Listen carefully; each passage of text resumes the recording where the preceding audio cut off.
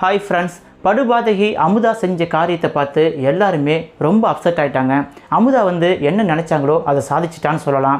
ஏன்னா யாழினிக்கு கௌரி செஞ்சு கொடுத்த பாயாசத்தில் அமுதா விஷத்தை கலந்து யாழினியோட கர்ப்பத்தை கலைச்சிட்டாங்க. நம்ம யாழினியும் இளங்கோவும் எங்களுக்கும் குழந்தை பாக்கியம் கிடைக்காதா, நாங்களும் சந்தோஷமாக இருக்க மாட்டோமான்னு சொல்லி தினமும் கடவுள்கிட்ட வேண்டிகிட்டு இருந்தாங்க. கடவுள் கண்ணை திறந்த மாதிரி யாழினி கர்ப்பம் தரித்த விஷயத்தை கேள்விப்பட்டு அந்த குடும்பத்தில் எல்லாரும் பயங்கர ஹாப்பியானாங்க. குறிப்பாக நல்ல சிவம் ரொம்ப சந்தோஷப்பட்டார். ஏன்னா நல்ல சிவம் இத்தனை காலமாக அந்த வீட்டுக்கு வந்த 2 மருமகர்களையுமே பயங்கரமாக கொடுமைப்படுத்திட்டு இருந்தார்.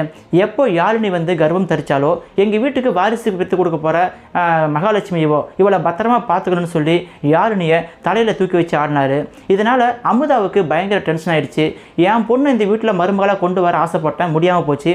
இவ கர்ப்பம் தரிக்காமல் இருந்தால் என் பொண்ணை கொண்டு வந்து அவளுக்கு மறுபடியும் பட்டம் கட்டி என் பொண்ணை கொண்டு வந்து மருமகளாக வைக்கலான்னு சொல்லி ஆசைப்பட்டேன், அது முடியாமல் போச்சுன்னு சொல்லி யாழினியோட கர்ப்பத்தை எப்படி கலைக்கணும்னு சொல்லி படாத பாடுபட்டாங்க.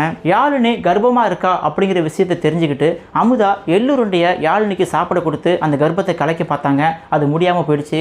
அடுத்ததாக பாத்ரூமில் எண்ணெயை ஊற்றி வலிக்கு விட வைக்கணும்னு சொல்லி முடிவு பண்ணி பிளான் போட்டாங்க. அதுவும் ஃபெயிலியர் ஆகிடுச்சு. இப்போது ஒரு விஷத்தை கலந்து எப்படியாவது அந்த கர்ப்பத்தை கலைச்சிடணும்னு சொல்லி மாயாவோட துணையோட நம்ம அமுதா பக்காவாக பிளான் போட்டு கௌரி ஆசாசியாக செஞ்சு கொடுத்த பாயாசத்தில் தெரியாதனமாக விஷத்தை கலந்து யாழினிக்கு கொடுத்து இப்போது யாழினியோட கர்ப்பம் கலைஞ்சு போயிடுச்சுன்னு சொல்லி இதுக்கப்புறம் என்ன நடக்க போகுதுன்னா, யாழினியோட கர்ப்பம் கலைஞ்சதுக்கு காரணம் நம்ம அமுதா வச்ச விஷம் தான் அப்படின்னு தெரிய வந்துச்சுன்னா அமுதாவை பிடிச்சி ஜெயிலில் போடுறதுக்கும் விக்ரம் தயங்க மாட்டார்.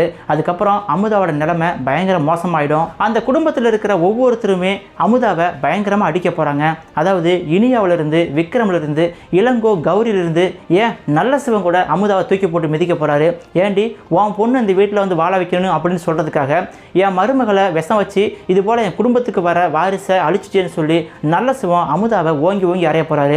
இதுக்கப்புறம் உன் பொண்ணு இந்த வீட்டுக்கு எப்படி வருவான்னு பார்க்கலான்னு சொல்லி நல்ல சிவம் ஃபுல்லாகவே அமுதாவோட பொண்ணு இந்த வீட்டுக்கு மருமகளாக வரணும் அப்படிங்கிற சாப்டருக்கு அவர் ஃபுல் ஸ்டாப் வைக்க போகிறாரு. இப்போது அமுதா மூலயமா ஒரு சில உண்மை இனியாவுக்கும் விக்ரமுக்கும் தெரிய வரப்போகுது. அதாவது இனியா விவகாரத்தில் மாயா பயங்கரமாக ஆட்டம் போட்டு இனியாவோட வாழ்க்கையை காலி பண்ண பார்த்தாங்க. அதுக்காக சிவனாண்டி போல ஏவி விட்டு ரகுவை கொன்று அந்த கேஸில் இனியாவை சிக்க வச்சு பயங்கரமாக டார்ச்சர் பண்ணாங்க.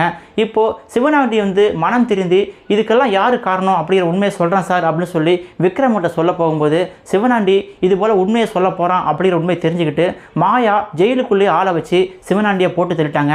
இப்போது இந்த விவகாரத்தில் அடுத்து யார் இருக்காங்கிறது தெரியாமல் துப்பு கிடைக்காம நம்ம விக்ரம் அலைஞ்சிக்கிட்டு இருந்தார். இப்போ அமுதா மூலயமா இதுக்கெல்லாம் பின்னணியாக யார் இருக்கானா மாயா தான் சொல்லி அந்த உண்மையை சொல்லும் பொழுது அதை கேட்டு விக்ரமும் இனியாவும் பயங்கர ஷாக் ஆக போகிறாங்க. என் குடும்பத்தை அழிக்க நினைச்சது மாயாவா அப்படிங்கிற உண்மை தெரிஞ்சு இனியா பயங்கர டென்ஷன் ஆக போகிறாங்க. நேராக மாயா கிட்ட போயிட்டு சண்டை போட போகிறாங்க. இன்னொரு விவகாரம் நடக்க போகுது. அதாவது நம்ம நல்ல சிவம் ஏற்கனவே இனியா மேலே பயங்கர கடுப்பில் இருக்கார். நீ தேவையில்லாமல் ஒவ்வொரு பிரச்சனையும் தலையிட்டு என் குடும்பத்துக்கு பிரச்சனையை கொண்டு வர, இப்போ கூட யாழினி குழந்தை கலைஞ்சதுக்கு காரணம் நீயும் தான் சொல்லி இனியா மேலே பழிய போட போகிறாரு.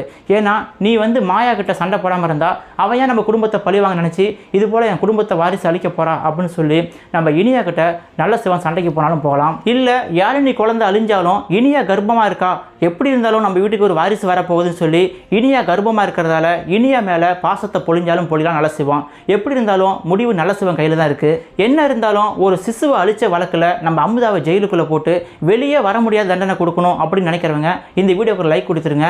மீண்டும் அடுத்த வீடியோவில் சந்திக்கலாம். தேங்க்யூ ஃபார் வாட்சிங்.